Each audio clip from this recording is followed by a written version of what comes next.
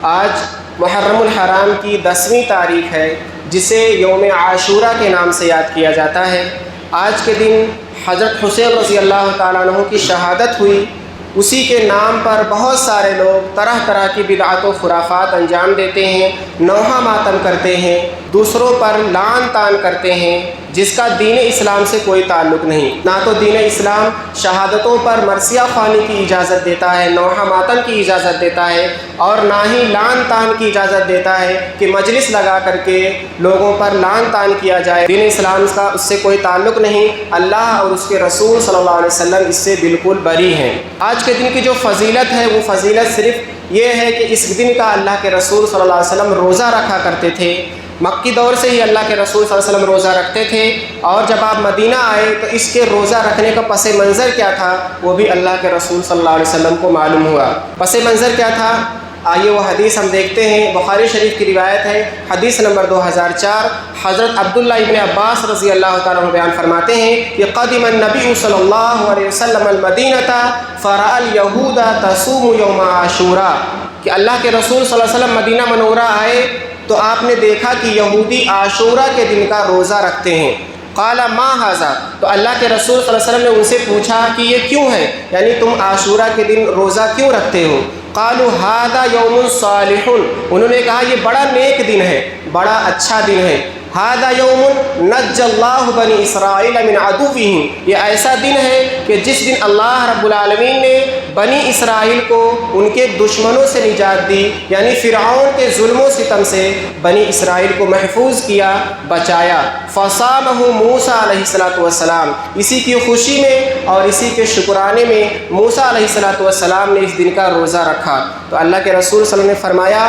فَأَنَا أَحَقُّ بِمُوسَىٰ مِنْكُمْ، کہ میں موسیٰ کے تعلق سے تم سے زیادہ حق رکھتا ہوں۔ موسیٰ میرے بھائی ہیں، وہ نبی ہیں، میں بھی نبی ہوں، اور موسیٰ علیہ السلام کی شریعت کو ہم مانتے ہیں، تم لوگ تو مانتے بھی نہیں ہو، ماننے کا جھوٹا دعویٰ کرتے ہو۔ تو امت محمدیہ موسیٰ علیہ السلام پر زیادہ حق رکھتی ہے ان کی خوشی میں شامل ہونے کا، ان کے شکرانے میں شامل ہونے کا۔ فصامہ وامر بصیامہ، تو اللہ کے رسول صلی اللہ علیہ وسلم نے اس دن کا روزہ رکھا اور اپنے صحابہ کرام کو بھی اس دن کا روزہ رکھنے کا حکم دیا۔ اس روزے کی فضیلت بھی ہے کہ گزشتہ ایک سال کے گناہوں کو اللہ رب العالمین معاف کر دیتا ہے۔ تو آج یوم عاشورہ ہے، اسی کی مناسبت سے میں قصہ موسیٰ اور فرعون کا ذکر کر کے کچھ نصیحتیں آپ کے سامنے پیش کرنا چاہتا ہوں کہ موسیٰ علیہ السلام اور فرعون کا آمنا سامنا ہوا، اور ان دونوں کے واقعے سے ہمیں کیا نصیحتیں ملتی ہیں۔ آپ کو یہ جان کر تعجب ہوگا، حیرانی ہوگی کہ قرآن مجید میں اللہ رب العالمین نے سب سے زیادہ اسی واقعے کا تذکرہ فرمایا ہے۔ آپ اندازہ لگا سکتے ہیں کہ اس واقعے میں کس قدر نصیحتیں پنہاں ہیں، امت محمدیہ کے لیے کس قدر اس کے اندر دروس ہیں، عبرتیں ہیں، اور کس قدر ایک مسلمان اس واقعے کو بار بار پڑھ کر کے اپنی زندگی میں شامل کر سکتا ہے اور اپنی زندگی میں حیرت انگیز تبدیلیاں لا سکتا ہے۔ علماء کرام نے اس واقعے کے ذریعے 100 سے بھی زیادہ نصیحتیں نکالی ہیں، بیان کیے ہیں، جو کہ خطبہ جمعہ میں بیان کرنا ممکن ہی نہیں۔ میں آپ کے سامنے صرف 10 سے 12 بیان کروں گا، چونکہ پورا قرآن مجید ہی آپ کے سامنے پڑھنا ہے واقعے میں، اس لیے میں نے آپ کے سامنے قرآن مجید کی آیتیں لکھ کر لائی ہیں تاکہ کوئی غلطی نہ ہو۔ میں آپ کے سامنے ایک ایک نصیحتیں بیان کروں گا کہ اس واقعے سے ہم کو کیا کیا نصیحتیں حاصل ہوتی ہیں۔ سب سے پہلی نصیحت جو اس واقعے سے حاصل ہوتی ہے کہ پوری دنیا اگر مخالف ہو تب بھی اللہ رب العالمین جس کی حفاظت کرنا چاہتا ہے اس کو محفوظ کر لیتا ہے، اس کی حفاظت کر کے رہتا ہے۔ آپ جانتے ہیں کہ فرعون کتنا بڑا ظالم اور جابر بادشاہ تھا، یہاں تک کہ وہ اپنے آپ کو رب بھی منواتا تھا، بنی اسرائیل سے عبادت کرواتا تھا، خود اپنے قوم کے لوگوں سے بھی اپنی عبادت کرواتا تھا۔ اتنا بڑا ظالم بادشاہ، اس کو نجومیوں کے ذریعے یہ بات پتہ چلی کہ بنی اسرائیل کے اندر سے ایک لڑکا آنے والا ہے جس کے ذریعے میری حکومت کا خاتمہ ہوگا۔ تو اس نے یہ فرمان جاری کر دیا کہ بنی اسرائیل میں جو بھی لڑکا پیدا ہوگا اس کو قتل کر دیا جائے۔ تو یہ سلسلہ چلنے لگا، لیکن بعد میں اس کو لوگوں نے مشورہ دیا کہ اگر یہی سلسلہ چلتا رہا تو کوئی ہماری غلامی کرنے والا بچے گا نہیں۔ تو اس نے یہ کیا کہ 1 سال پیدا ہونے والے بچوں کو قتل کرتا تھا، اور 1 سال دوسرے سال جو بچے پیدا کرتے تھے ان کو قتل نہیں کرتا تھا، چھوڑ دیا کرتا تھا۔ لیکن موسیٰ علیہ السلام جس سال پیدا ہوئے وہ بچوں کے قتل کرنے کا سال تھا، یعنی اس سال جو بھی بچہ پیدا ہوتا لڑکا اس کو قتل کر دیا جاتا۔ چنانچہ ان کی ماں بہت گھبرا رہی تھی، موسیٰ علیہ السلام کی پیدائش پہ ان کو یہ ڈر لاحق تھا کہ اب تو ان کو قتل کر دیا جائے گا، اور اسی گھبراہٹ میں مبتلا تھیں۔ اللہ رب العالمین نے ان کے دل میں وحی ڈالی۔ آئیے وہ آیت پڑھتے ہیں، سورۃ القصص آیت نمبر 7۔ اللہ رب العالمین بیان فرماتا ہے وَأَوْحَيْنَا إِلَىٰ أُمِّ مُوسَىٰ أَنْ أَرْضِعِيهِ، کہ ہم نے موسیٰ علیہ السلام کی ماں کے دل میں یہ القاء کیا، ان کے دل میں یہ بات ڈالی کہ تم موسیٰ کو دودھ پلاتی رہو۔ فَإِذَا خِفْتِ عَلَيْهِ، تو جب تم کو خوف محسوس ہو کہ ان کو قتل کیا جائے گا، فَأَلْقِيهِ فِي الْيَمِّ، تو اس کو سمندر میں ڈال دو۔ اب سمندر میں ڈالنے کے بعد وَلَا تَخَافِي وَلَا تَحْزَنِي، تم خوف مت کرنا، غمگین مت ہونا، ایسا مت سوچنا کہ تم نے سمندر میں ڈال دیا اب تو تمہارا بیٹا ہلاک ہو جائے گا، برباد ہو جائے گا، بچے گا نہیں۔ خوف مت کھانا، غمزدہ مت ہونا۔ فَإِنَّ رَادُّوهُ إِلَيْكِ، اس لیے کہ ہم اس کو تمہاری طرف لوٹائیں گے، وَجَاعِلُوهُ مِنَ الْمُرْسَلِينَ، اور ہم اس کو اپنا رسول بنانے والے ہیں۔ تو یہ اللہ رب العالمین کا فرمان ہے کہ ساری دنیا اس وقت کی حکومت دشمن ہے اور قتل کرنے پر آمادہ ہے، لیکن اللہ رب العالمین نے موسیٰ علیہ السلام کو انہی دشمنوں کے ہاتھوں پال کر کے دکھایا، وہی دشمن خود ان کے محافظ بن گئے جو مارنے والے تھے۔ تو یہ ہمیں سبق دیتا ہے کہ ایک آدمی اگر ایمان کی حالت میں جیتا ہے، اللہ رب العالمین پر بھروسہ کر کے جیتا ہے، سچے دل سے خالص نیک اعمال کر کے، تو اللہ تعالیٰ اس کو ہر قسم کے شر سے اس کو محفوظ رکھے گا۔ جب تک اللہ نہیں چاہے گا کوئی دنیا میں اس کا بال بھی کبھی نہیں کر سکتا۔ دوسری نصیحت ہمیں موسیٰ علیہ السلام کے واقعے سے حاصل ہوتی ہے، بھول سے بھی اگر غلطی ہو جائے تو آدمی فوراً معافی مانگ لے۔ آج ہمارا حال کیا ہے کہ ہم بڑی سے بڑی غلطیاں کرتے ہیں، نمازوں سے دور رہتے ہیں، گناہوں میں ڈوبے رہتے ہیں، لیکن ذرا سی شرمندگی نہیں ہوتی ہے کہ اللہ کے دربار میں آ کر کے اپنے گناہوں سے معافی مانگ لے، شرمندہ ہو جائے، توبہ کر لے۔ لیکن ہمیں موسیٰ علیہ السلام کا واقعہ بتلاتا ہے کہ ذرا سی بھول ہو جائے، غلطی سے بھی غلطی ہو جائے تو فوراً شرمندگی کا اظہار کر دینا، اللہ رب العالمین سے معافی مانگ لینا چاہیے۔ چنانچہ موسیٰ علیہ السلام جب جوان ہوئے تو اس ٹائم کا واقعہ اللہ تعالیٰ بیان فرماتا ہے کہ ایک مرتبہ شہر میں آپ داخل ہوئے، دوپہر کا وقت تھا، لوگ آرام کر رہے تھے، اسی وقت میں 2 لوگ جھگڑا کر رہے تھے۔ ایک موسیٰ علیہ السلام کے قوم سے یعنی بنی اسرائیل سے تھا، اور ایک فرعون کے قوم سے یعنی قبطی تھا۔ دونوں جھگڑا کر رہے تھے تو بنی اسرائیل کا جو شخص تھا اس نے موسیٰ علیہ السلام سے فریاد کیا، گہار لگائی کہ میری مدد کرو۔ موسیٰ علیہ السلام فوراً اپنی قوم کے شخص کی تائید کرنے کے لیے گئے اور قبطی کو ایک گھونسا مار دیا۔ وہ گھونسا مارنا تھا، وہ صرف جھگڑا چھڑانا چاہتے تھے، جھگڑا رکوانا چاہتے تھے، لیکن وہ شخص فوراً جگہ پر ہی مر گیا۔ موسیٰ علیہ السلام نے کہا یہ تو شیطان کا عمل ہے، اور شیطان چاہتا ہے کہ کھلم کھلا بندوں کو گمراہ کر دے، یہ شیطانی عمل ہے۔ فوراً سورۃ القصص آیت نمبر 16 اللہ تعالیٰ بیان فرماتا ہے قال ربی انی ظلمت نفسی فاغفر لی فغفر لہ انہ هو الغفور الرحیم۔ فوراً انہوں نے کہا کہ اے میرے رب میں نے اپنے نفس پر ظلم کیا ہے، فاغفر لی تو تو مجھے معاف کر دے، فغفر لہ تو اللہ رب العالمین نے ان کو فوراً معاف کر دیا، انہ هو الغفور الرحیم، بے شک وہ بہت زیادہ معاف کرنے والا اور رحم کرنے والا ہے۔ آپ تصور کیجئے کہ موسیٰ علیہ السلام کے قتل کرنے کا ارادہ نہیں تھا اور وہ ایک ظلم کے خلاف مدد بھی کر رہے تھے، لیکن غلطی سے یہ قتل ہو گیا۔ فوراً موسیٰ علیہ السلام نے معافی مانگ لی، اللہ رب العالمین کی طرف رجوع کر لیا۔ تو یہی پیغام ہمیں ملتا ہے کہ غلطی سے بھی اگر ہم سے گناہ ہو جائے تو فوراً ہم اللہ کے دربار میں رجوع کریں، اپنے گناہوں سے توبہ کر لیں، استغفار کر لیں، اور جان بوجھ کے جو ہوتے ہیں ان میں تو رو رو کے آنسو بہا دینا چاہیے آدمی کو، لیکن ہمارا حال یہ ہے کہ ہمارے ماتھے پر بل ہی نہیں آتا ہے، پیشانی پر شکن ہی نہیں آتے ہیں۔ تیسرا پیغام ہمیں ملتا ہے کہ اللہ رب العالمین نے اگر طاقت سے نوازا ہے، قوت سے نوازا ہے، تو بے بسوں کی مدد کرنا چاہیے، بے بسوں کا سہارا بننا چاہیے۔ موسیٰ علیہ السلام نے یہاں پر ایک قبطی شخص کو قتل کیا، فرعون کو معلوم ہو گیا تو اس نے موسیٰ علیہ السلام کو پکڑنے کا حکم جاری کر دیا۔ اسی خوف سے موسیٰ علیہ السلام مصر چھوڑ کر بھاگ کھڑے ہوئے، نکل کر کے مدین کی طرف پہنچے۔ تو مدین میں جب آپ پہنچتے ہیں تو وہاں پر ایک واقعہ پیش آتا ہے، اس کا نقشہ اللہ رب العالمین نے سورۃ القصص آیت نمبر 23 میں کھینچا ہے۔ اللہ تعالیٰ فرماتا ہے وَلَمَّا وَرَدَ مَاءَ مَدْيَنَ وَجَدَ عَلَيْهِ أُمَّةً مِّنَ النَّاسِ يَسْقُونَ۔ جب موسیٰ علیہ السلام مدین شہر کے پانی پر پہنچے، یعنی وہاں کے کنویں پر پہنچے، تو آپ نے دیکھا کہ وہاں کے کچھ لوگ ہیں وہ اپنے جانوروں کو پانی پلا رہے ہیں، اپنے جانوروں کو سیراب کر رہے ہیں۔ وَوَجَدَ مِن دُونِهِمْ امْرَأَتَيْنِ تَذُودَانِ، اور آپ نے دیکھا کہ دو عورتیں ہیں، دو لڑکیاں ہیں جو اپنے جانوروں کو لے کر کے دور کھڑی ہیں، وہ پانی نہیں پلا پا رہی ہیں۔ تو موسیٰ علیہ السلام نے کہا قَالَ مَا خَطْبُكُمَا، آپ نے پوچھا کہ کیا معاملہ ہے، تم لوگ پانی اپنے جانوروں کو کیوں نہیں پلا رہی ہو؟ تو قالتا لا نسقی حتی یصدر الرعاء وابونا شیخ کبیر، انہوں نے کہا کہ ہم اس وقت تک نہیں پلا سکتے جب تک کہ یہ چرواہے پلا کر کے یہاں سے نہ چلے جائیں، وہ طاقتور ہے، وہ مرد ہے، وہ جب تک نہیں پلائیں گے تب تک ہم نہیں پلا سکتے ہیں۔ اس کی دوسری وجہ ہے کہ ہم مردوں میں خلط ملط نہیں ہونا چاہتی ہیں، یعنی بے حیائی اور بے پردگی نہیں کرنا چاہتی ہیں کہ جب یہ پلا کر کے چلے جائیں گے تو ہم لاسٹ میں پلائیں گے، اور ہمارے گھر میں کوئی مرد نہیں ہے جو یہ کام کر سکے۔ وہ ابونا شیخ کبیر، ہمارے ابو صرف ہیں جو کہ بزرگ ہیں، وہ یہ کام کر نہیں سکتے۔ فسقى لهما، تو موسیٰ علیہ السلام نے ان کے جانوروں کو سیراب کیا، پانی پلایا۔ تو یہاں سے ہمیں یہ سبق ملتا ہے کہ ایک آدمی اگر طاقتور ہے، ایک آدمی اگر استطاعت رکھتا ہے تو وہ بے بسوں کی، کمزوروں کی مدد کرے، دوسروں کے کام آئے، صرف اپنے کام سے کام نہ رکھے بلکہ دوسروں کا سہارا بنے۔ چوتھا پیغام موسیٰ علیہ السلام کے واقعے سے ہمیں یہ ملتا ہے کہ ضرورت کتنی بھی شدید ہو، حاجت کتنا بھی سخت ہو، ایک آدمی کو صرف فریاد اللہ سے کرنی چاہیے۔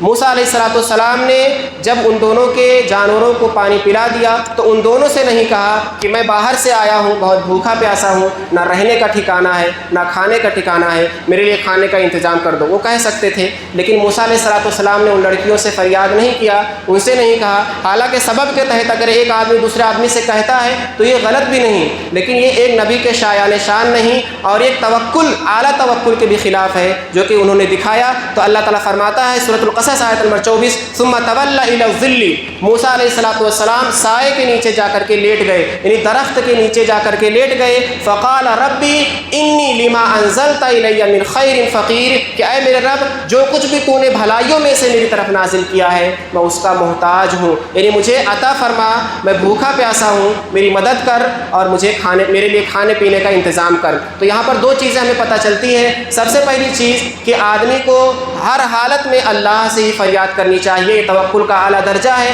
ایمان کا اعلیٰ معیار ہے۔ اور دوسری چیز یہ پتہ چلتی ہے کہ انبیاء کرام بھی کسی کی مدد نہیں کر سکتے، اسباب سے ہٹ کر کے دور سے اگر کوئی پکارتا ہے یا سبب کے تحت نہیں، سبب سے ہٹ کر کے اگر انبیاء سے فریاد کرتا ہے تو انبیاء کرام بھی اس کی مدد نہیں کر سکتے۔ انبیاء کرام خود اللہ کے محتاج ہیں، لہٰذا جو آج کل پیروں ولیوں کو، انبیاء کرام کو یا بزرگوں کو پکارتے ہیں، ان سے مدد کی گہار لگاتے ہیں، ان سے سفارش کی گہار لگاتے ہیں، وہ شرک کرتے ہیں، اللہ رب العالمین کے ساتھ انتہائی بڑا ظلم کا ارتکاب کرتے ہیں۔ پانچویں نصیحت موسیٰ علیہ السلام کے واقعے سے ہمیں یہ حاصل ہوتی ہے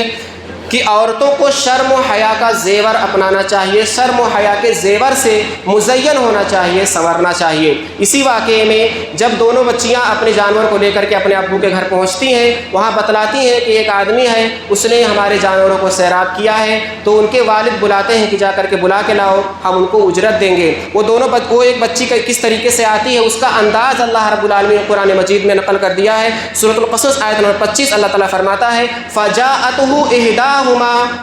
تَمْشِي عَلَى اسْتِحْيَاءٍ،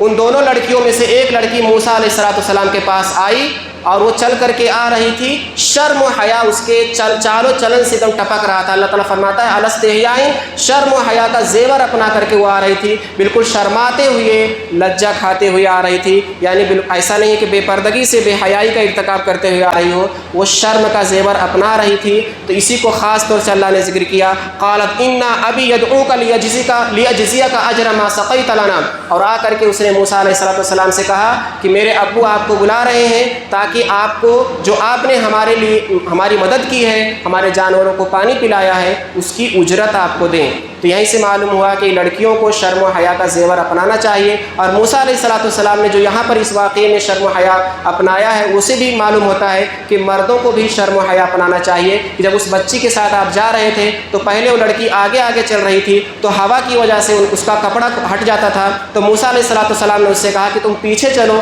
میں آگے چلتا ہوں، اور راستہ جہاں سے مڑنا ہوگا وہاں کنکری پھینک دینا تو مجھے پتہ چل جائے گا کس طرح مڑنا ہے۔ تو یہاں پر موسیٰ علیہ السلام نے بھی شرم و حیا کا زیور پیش کیا کہ ایک آدمی کو کس قدر شرم اور حیا اپنانا چاہیے، بے حیائی کو ترک کرنا چاہیے اور گناہ کی طرف نہیں جانا چاہیے۔ اسی طریقے سے چھٹی نصیحت موسیٰ علیہ السلام کے واقعے سے ہمیں یہ ملتی ہے کہ بہترین مزدور وہ ہے جو طاقتور بھی ہو اور امانت دار بھی ہو۔ ایک آدمی اگر کوئی مزدور رکھتا ہے اپنے پاس کام کے لیے تو صرف طاقت دیکھ کر کے، اس کے ہنر کو دیکھ کر کے کہ اس میں بہت ماہر ہے، وہ یہی کافی نہیں، امانت داری بہت ضروری ہے، کیونکہ ایک مزدور اگر آپ کے پاس محنت کرتا ہے اس کے اندر امانت داری نہیں ہے، وہ کبھی بھی بہت بڑا دھوکہ دے سکتا ہے اور بہت بڑا نقصان پہنچا سکتا ہے۔ جب موسیٰ علیہ السلام ان کے والد کے پاس گئے تو موسیٰ علیہ السلام کی تعریف کرتے ہوئے ایک بچی نے کہا، قالت احداہما یا ابت استاجرہ ان خیر من استاجرت القوی الامین، کہ اے میرے ابو جان آپ ان کو اجرت پہ رکھ لیجئے،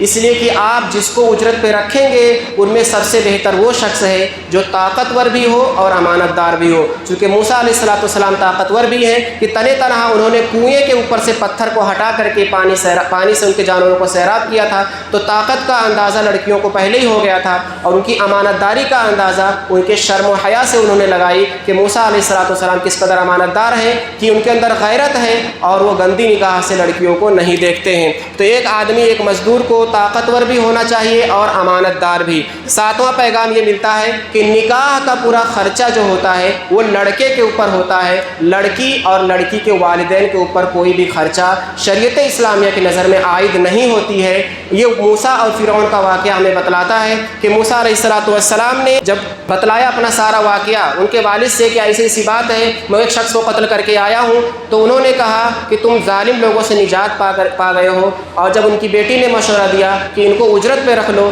تو انہوں نے فیصلہ کر لیا کہ ہاں میں موسیٰ علیہ السلام کو اجرت پہ رکھوں گا۔ تو انہوں نے کیا کہا؟ سورۃ القصص آیت نمبر 27 اللہ تعالیٰ فرماتا ہے، انی ارید ان انکحک احدی ابنتی ہاتین علی ان تأجرنی ثمانی حجج، میں یہ چاہتا ہوں کہ میں ان دونوں بچیوں میں سے ایک بچی کا تم سے نکاح کر دوں اس شرط پر کہ تم میرے یہاں 8 سال تک مزدوری کرو گے۔ یہاں پر یہ سوچنے کی بات ہے کہ موسیٰ علیہ السلام لڑکا ہے اور ان کے پاس بیٹی ہے۔ موسیٰ علیہ السلام جیسا ہمارے معاشرے میں جو رائج ہے تو جو لڑکے شرط رکھتے ہیں، تو موسیٰ علیہ السلام کو شرط رکھنا چاہیے کہ میں تمہاری بیٹی سے شادی تب کروں گا جب مجھے گھر دو گے، مجھے اپنا پورا کاروبار دے دو گے اور میرے لیے رہنے کا انتظام کر دو گے، سب کچھ جب مجھے لڑکی پورا جہیز لے کر کے آ جائے گی تب میں تمہارے میں یہ کام کر سکتا ہوں۔ یعنی موسیٰ علیہ السلام کو مطالبہ کرنا چاہیے، لیکن مطالبہ بیٹی والا کر رہا ہے کہ میں اپنی بیٹی اس شرط میں دوں گا کہ تم میرے یہاں 8 سال تک مزدوری کرو گے، یعنی تم کو دینا پڑے گا، مہر تم کو ادا کرنا پڑے گا، ہم کچھ بھی نہیں دیں گے، ہم تو تم کو غلام بنا کر کے اپنے یہاں 8 سال تک مزدور بنا کر کے رکھیں گے، یہ شرط اگر منظور ہے تو ہم اپنی بیٹی سے تمہارا نکاح کر دیں گے، اور اگر تم چاہو تو 10 سال بھی رہ سکتے ہو، یہ تمہاری طرف سے ہوگا، میں صرف 8 سال کا مطالبہ کرتا ہوں۔ تو یہاں سے یہ پتہ چلتا ہے کہ شادی کا خرچ جو ہوتا ہے وہ لڑکے کے ذمے ہے، لڑکی کے ذمے نہیں ہے، کیونکہ ہمارے معاشرے میں ہے کہ پورا بوجھ، زیادہ کر کے بوجھ لڑکیوں پر ڈال دیا گیا ہے، جہیز کا مطالبہ کیا جاتا ہے اور طرح طرح سے لڑکی کے والدین کو پریشان کیا جاتا ہے، اور بعد میں بھی پوری زندگی اس کو ستایا جاتا ہے۔ اگر کچھ کم ہو جائے تو زندگی بھر تانا دے دے کر کے اس کے اوپر بوجھ، اس کی دماغی حالت کو خراب کر دیا جاتا ہے۔ اسی طریقے سے 8ویں نصیحت ہمیں ملتی ہے کہ اپنے رشتہ داروں کا اور خاص طور سے بھائیوں کا جو سگے رشتہ دار ہیں ان کی خیر خواہی، جب اللہ رب العالمین کسی نعمت سے نوازے تو ایسا نہیں سوچنا چاہیے کہ یہ نعمت مجھے ملے بس میرا بھائی اس سے محروم رہے، جو کہ ہمارے معاشرے میں اکثر ایسا ہوتا ہے کہ ایک بھائی اگر مالدار ہو جائے تو دوسرے بھائی تک ہوا نہیں پہنچنے دیتا، اس تک سوچتا ہے کہ بس اس کو کسی طریقے سے دور رہے، اور اگر دوسرے کو مل جائے تو حسد کا شکار ہو جاتا ہے۔ موسیٰ علیہ السلام جب 10 سال کی مدت پورا کر کے یہاں سے لوٹے اور مصر کی طرف جانے کا ارادہ کر لیا تو راستے میں کوہ طور پر اللہ رب العالمین نے ان کو نبوت سے نوازا، نبوت سے سرفراز کیا۔ اتنی بڑی دولت، اتنی بڑی نعمت جو کہ دنیا کے اعتبار سے سب سے بڑا انعام ہے اور آخرت کے اعتبار سے بھی، کہ ایک شخص کو اللہ تعالیٰ نبوت کے درجے پر فائز کر دے، اپنا رسول منتخب کر لے۔ اتنی بڑی نعمت پانے کے بعد موسیٰ علیہ السلام نے یہ نہیں سوچا کہ سر اس نعمت سے میں صرف محظوظ ہوں، میرا ایک بھائی ہے اور میں اس کے لیے کیسے فریاد کر دوں کہ اللہ تعالیٰ اس کو بھی نبی بنا دے۔ لیکن موسیٰ علیہ السلام کے دل میں ایسا جذبہ بالکل بھی نہیں آیا جو ہمارے معاشرے میں بالکل عام ہے کہ ایک بھائی کسی طریقے سے اگر اپنی محنت سے یا کچھ ہنر سے پیسہ کما لیتا ہے تو دوسرے بھائی کو بالکل محروم رکھتا ہے، اس کو اپنے اندر شریک کرنا گوارا نہیں کرتا یا اس کے اوپر خرچ کرنا گوارا نہیں کرتا، جو کہ انتہائی شیطانی جذبہ ہے۔ اور یہ نبی کا جذبہ ہے کہ انہوں نے اپنے بھائی کے اوپر اتنا بڑا احسان کیا۔ اللہ تعالیٰ بیان فرماتا ہے سورۃ القصص آیت نمبر 33 اور 35، قال رب انی قتلت منهم نفسا، جب اللہ نے موسیٰ علیہ السلام کو نبی بنا دیا تو انہوں نے کہا کہ اے میرے رب، میں نے ان میں سے ایک نفس کو، ایک جان کو قتل کیا ہے، فاخاف ان یقتلون، تو مجھے ڈر ہے کہ میں ان کے پاس جاؤں تو مجھے بھی قتل کر دیں گے بدلے میں۔ وَأَخِي هَارُونَ هُوَ أَفْصَحُ مِنِّي، اور میرا بھائی ہارون جو ہے وہ میرے سے زیادہ فصیح اللسان ہے، اس کی زبان زیادہ صاف ہے، وہ زیادہ بہترین خطاب کرتا ہے۔ فَأَرْسِلْهُ مَعِيَ رِدْءًا، تو اس کو میرے ساتھ میری مددگار کے طور پر، تو اس کو رسول میرے ساتھ بھیج، یعنی اس کو بھی نبی بنا دے۔ یصدقنی، جو میری تصدیق کرے گا، جو میں بات پیش کروں گا تو یہ میری تصدیق کرے گا۔ انی اخاف ان یکذبون، کیونکہ مجھے ڈر ہے کہ میں تنہا رہوں گا تو لوگ مجھے جھٹلائیں گے۔ قال سنشد عضدک، اللہ نے کہا کہ عنقریب ہم تیرے بازو کو تیرے بھائی کے ذریعے مضبوط کر دیں گے، ونجعل لکما سلطانا، اور تم دونوں کے لیے ایسا غلبہ عطا کریں گے، فلا یصلون الیکما، کہ وہ لوگ تمہارے تک پہنچ ہی نہیں پائیں گے، یعنی تمہارا بال بھی کبھی نہیں کر پائیں گے۔ یہ بآیاتنا انتما ومن اتبعکم الغالبون، میری آیتوں کے ذریعے تم دونوں اور تمہارے متبعین غالب رہیں گے۔ تو اس واقعے سے عبداللہ ابن عباس رضی اللہ تعالیٰ عنہ مفسر قرآن بیان فرماتے ہیں کہ دنیا میں کسی نے بھی اپنی سفارش کے ذریعے کسی کو اتنا بڑا فائدہ نہیں پہنچایا ہوگا جتنا موسیٰ علیہ السلام نے اپنے بھائی کو پہنچایا، کہ اپنے بھائی کو اپنی سفارش سے نبی بنا دیا۔ تو یہ چیز ہمیں سکھلاتی ہے کہ آدمی کو کوئی چیز ملتی ہے تو اپنے بھائیوں کو، اپنے رشتہ داروں کو نہیں بھولنا چاہیے، بلکہ اس میں شریک کرنے کی کوشش کرنا چاہیے، ان پر خرچ کرنا چاہیے۔ یہ نہیں سوچنا چاہیے کہ میری محنت سے ملی ہے، میرے ہنر سے ملا ہے۔ اور نواں پیغام ہمیں یہ ملتا ہے کہ دعوت و تبلیغ انتہائی زیادہ حکمت سے اور نرمی سے کرنا چاہیے۔ اللہ رب العالمین نے جو دونوں کو نبی بنایا اور دونوں کو یہ حکم دیا کہ فرعون کے پاس جاؤ، تو حکم دیتے ہوئے اللہ رب العالمین نے فرمایا اذهبا الى فرعون انه طغى، تم دونوں فرعون کی طرف جاؤ، بے شک وہ سرکش ہو چکا ہے، وہ ظالم ہو چکا ہے، وہ اپنی ربوبیت کا دعویٰ کرتا ہے۔ فقولا له قولا لینا، تو تم دونوں اس کے پاس جاؤ اور نرم بات کرنا، یعنی نرمی سے اس کو دعوت دینا، لعلہ یتذکر ویخشی، تاکہ وہ نصیحت حاصل کرے یا ڈر جائے۔ یعنی اس کو نرمی سے دعوت پیش کرنا اور نرمی سے بتلانا، اس کو اچھے سے پیار سے حکمت کے تحت سمجھانا تاکہ وہ اس کو قبول کر لے۔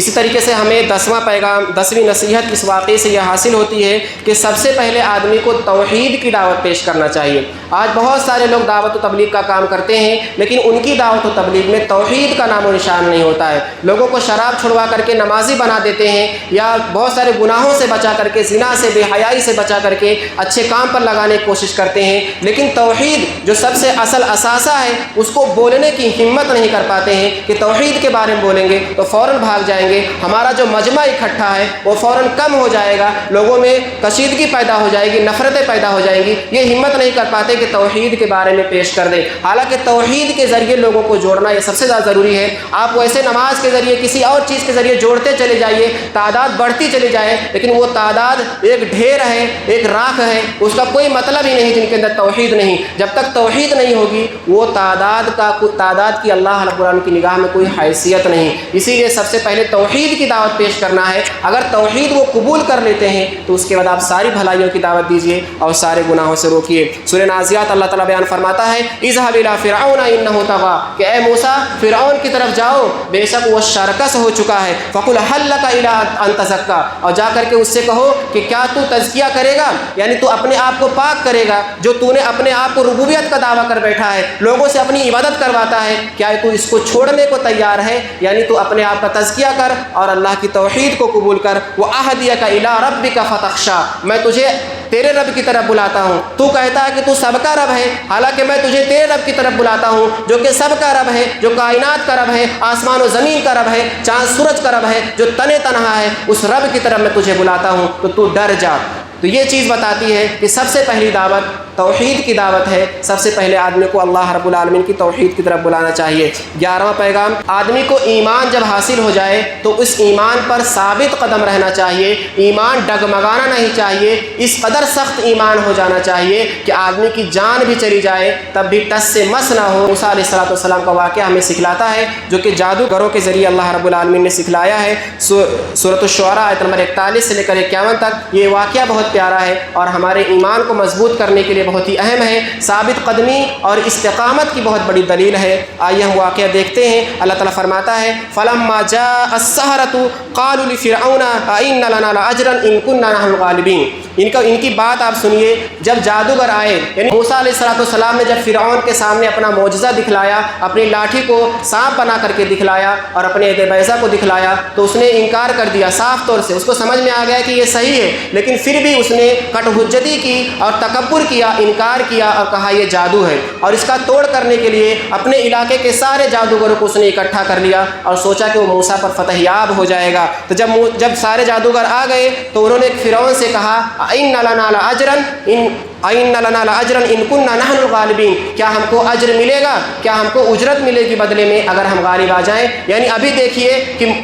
جادوگر آئے ہیں اور فرعون سے اجر کا مطالبہ کر رہے ہیں کہ اگر ہم موسیٰ کو شکست دیتے ہیں تو کیا ہمیں اجرت ملے گی یا نہیں؟ قال نعم، فرعون نے کہا ہاں تم کو اجرت تو ملے گی، وَإِنَّكُمْ إِذًا لَمِنَ الْمُقَرَّبِينَ، صرف اجرت ہی نہیں ملے گی بلکہ میں تم کو اپنا مقرب بنا لوں گا، میرے خاص درباری تم بن جاؤ گے۔ قال لهم موسیٰ القوا ما انتم ملقون، موسیٰ علیہ السلام نے ان سے کہا کہ جو بھی تم جادو کرنا چاہتے ہو، جو بھی ڈالنا چاہتے ہو ڈالو۔ فَأَلْقَوْا حِبَالَهُمْ وَعِصِيَّهُمْ، انہوں نے اپنے رسیوں کو اور اپنے لاٹھیوں کو زمین پر پھینکا۔ وقالوا بعزت فرعون، اور انہوں نے کہا کہ فرعون کی عزت کی قسم انا لنحن الغالبون، ابھی فرعون کی عزت کی قسم کھا رہے ہیں۔ کیا کہہ رہے ہیں کہ فرعون کی عزت کی قسم ہم ضرور غالب آئیں گے۔ فالقى موسیٰ عصاہ، تو موسیٰ علیہ السلام نے جب اپنی لاٹھی کو زمین پر پھینکا، فاذا هي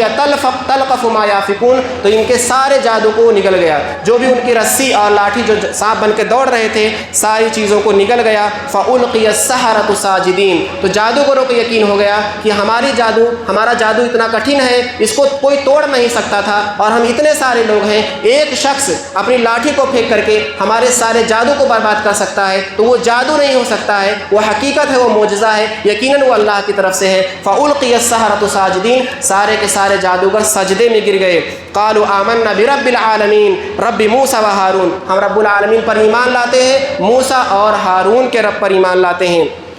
فرعون نے کہا کہ میری اجازت سے پہلے تم ایمان لے آئے، انہ لکبیرکم، بے شک موسیٰ یہ تمہارا بڑا ہے جس نے تم کو جادو سکھلایا ہے، فلسوف تعلمون، ان قریب تم لوگ جان لو گے، اب دیکھو میں تمہارے ساتھ کیا کرتا ہوں، لأقطعن ایدیکم، میں تمہارے ہاتھوں کو اور تمہارے پیروں کو کاٹوں گا مخالف سمت میں، یعنی داہنا ہاتھ کاٹوں گا تو بایاں پیر، یا بایاں ہاتھ کاٹوں گا تو داہنا پیر کاٹ دوں گا، وَلَأُصَلِّبَنَّكُمْ أَجْمَعِينَ، اور سارے لوگوں کو سولی پر چڑھا دوں گا۔ دوسری صورتوں میں ہے کہ تم کو کھجور کے ٹہنیوں پر لٹکا دوں گا۔ قَالُوا لَا ضَيْرَ، تو سارے لوگوں نے کیا کہا، ہم کو کوئی پرواہ نہیں، تجھ کو جو کرنا ہے کر لے۔ دیکھیے کیسا ایمان ہے۔ ابھی کیا کہہ رہے تھے کہ ہم کو اجرت ملے گی کہ نہیں، ہم کو مقرب بنا لو گے، اور ہم فرعون کی عزت کی قسم کھا رہے تھے، لیکن ایمان آنے کے بعد کیا کہہ رہے ہیں، ان کو جان کا خطرہ ہے، ان کو معلوم ہے کہ فرعون اب چھوڑنے والا نہیں ہے، ان کو کاٹ دیا جائے گا، ان کو لٹکا دیا جائے گا، مار دیا جائے گا۔ کہہ رہے ہیں لا ضیرہ، ہمیں کوئی پرواہ نہیں، کوئی حرج نہیں۔ اور دوسری صورت میں اللہ تعالیٰ نے فرمایا فقضی ما انت قاض، تجھے جو کرنا ہے کر لے، ہم کو کوئی ڈر نہیں ہے، ہمیں کوئی خوف نہیں ہے۔ اِنَّا إِلَىٰ رَبِّنَا مُنْقَلِبُونَ، ہم تو اب اپنے رب کی طرف لوٹنے ہی والے ہیں۔ اِنَّا نَطْمَعُ، ہم تو صرف یہ چاہتے ہیں أَن يَغْفِرَ لَنَا رَبُّنَا، کہ ہمارا رب ہمارے گناہوں کو معاف کر دے، اس لیے کہ ہم سب سے پہلے ایمان لائے ہیں۔ موسیٰ علیہ السلام پر ہم نے پہلے ایمان قبول کیا ہے، اب ہماری خواہش صرف یہ ہے کہ اللہ تعالیٰ ہمارے گناہوں کو مٹا دے، اللہ تعالیٰ ہمیں بخش دے، ہمیں جنت میں داخل فرمائے، ہمیں دنیا کی کوئی پرواہ نہیں ہے، تجھے جو سلوک کرنا ہے کر لے، چاہے مار یا کاٹ یا کچھ بھی کر۔ تو یہ چیز ہمیں بتلاتی ہے کہ آدمی کے اندر ثابت قدمی کس قدر ہونا چاہیے، استقامت کس قدر ہونا چاہیے، کہ ایمان کو خطرہ اگر آ جائے، ایمان کی بات آ جائے، توحید کی بات آ جائے، تو آدمی کے قدم ڈگمانے نہیں چاہیے، چاہے پوری دنیا مخالف ہو، آدمی اپنی جان ہنستے ہنستے قربان کر دے اللہ کے لیے، لیکن اپنا ایمان چھوڑنا گوارا نہ کرے۔ ایک آخری نصیحت جو کہ اللہ تعالیٰ نے ہمیں اس واقعے سے دی ہے، جو میں آپ کے سامنے بیان کرنا چاہتا ہوں، کہ آدمی اللہ رب العالمین پر توکل کرے، مکمل بھروسہ ایمان کے ساتھ، تو اللہ تعالیٰ اس کے لیے راستے پیدا کرتا ہے، گرچہ دنیاوی اعتبار سے کوئی راستہ نہ ہو، تکبر کرنے والوں کو برباد کر دیتا ہے۔ آپ دیکھیے جب موسیٰ علیہ السلام نے دعوت و تبلیغ کی ساری کوشش کر لی، اور فرعون اپنی ضد پر، اپنی ہٹ دھرمی پر اڑا رہا اور ماننے کو تیار نہیں ہوا، اس نے موسیٰ علیہ السلام کے قتل کا ارادہ کر لیا، تو اللہ تعالیٰ نے کہا راتوں رات بنی اسرائیل کو لے کر کے نکل جاؤ۔ موسیٰ علیہ السلام مصر سے نکل تو گئے، لیکن سامنے راستہ نہیں تھا، پیچھے فرعون کی لشکر اور آگے دریا سمندر، اب کہاں جائیں کچھ سوچتا نہیں تھا، تو اللہ تعالیٰ نے اسی کا نقشہ کھینچا ہے۔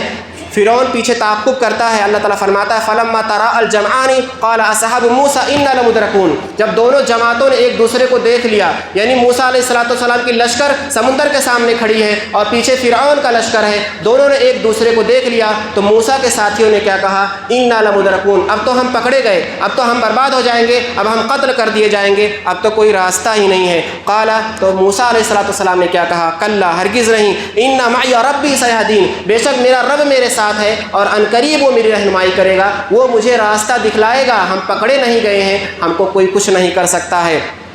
فأوحينا إلى موسى أن اضرب بعصاك البحر فانفلق فكان كل فرق كالطود العظيم، تو ہم نے موسیٰ علیہ السلام کی طرف وحی کی کہ اپنے عصا کے ذریعے سمندر پر مارو، اور اللہ تعالیٰ نے جب موسیٰ علیہ السلام نے یہ کیا فانفلق، تو سمندر پھٹ گیا، اور دونوں ہی جو دونوں پھٹ کر کے بنے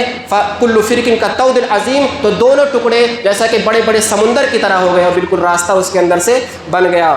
اس کے بعد وَزَلَفْنَا ثَمَّ الْآخِرِينَ، تو دوسرے لوگ بھی سمندر کے پاس آ گئے، یعنی فرعون کا لشکر بھی آ گیا۔ وَأَنْجَيْنَا مُوسَىٰ وَمَعَهُ أَجْمَعِينَ، ہم نے موسیٰ علیہ السلام کو اور ان کے ساتھیوں کو نجات دے دی۔ ثُمَّ أَغْرَقْنَا الْآخِرِينَ، اور بعد میں آنے والوں کو یعنی فرعون کے لشکر کو ہم نے غرق کر دیا۔ إِنَّ فِي ذَلِكَ لَآيَةً، بے شک اس میں نشانی ہے، وَمَا كَانَ أَكْثَرُهُم مُؤْمِنِينَ، لیکن پھر بھی اکثر لوگ ایمان نہیں لاتے۔ یعنی اتنی بڑی نشانی کو دیکھ لینے کے بعد، اللہ تعالیٰ کی طرف سے اتنے عظیم عظیم معجزات کو دیکھ لینے کے بعد پھر بھی اکثر لوگ گمراہ ہی رہتے ہیں، ایمان نہیں لاتے، اللہ رب العالمین کی طرف رجوع نہیں کرتے۔ یہ میں نے صرف 12 نصیحتیں آپ کے سامنے بیان کی ہیں، حالانکہ علماء کرام نے 100 سے زیادہ اس واقعے سے نصیحتیں بیان کی ہیں۔ تو یوم عاشورہ کی مناسبت سے، جس کی خوشی میں ہم یہ روزہ رکھتے ہیں، اللہ کے رسول نے جس وجہ سے یہ روزے کو برقرار رکھا کہ موسیٰ علیہ السلام کو فرعون کے لشکر سے نجات ملی ہے، تو اس واقعے کو ہمیں یاد کرنا چاہیے، اور اس واقعے کے تمام اسباب کو ہمیں اپنی زندگیوں میں شامل کرنا چاہیے، تاکہ ہماری زندگیوں میں حیرت انگیز تبدیلی آئے، اللہ تعالیٰ ہم سے خوش ہو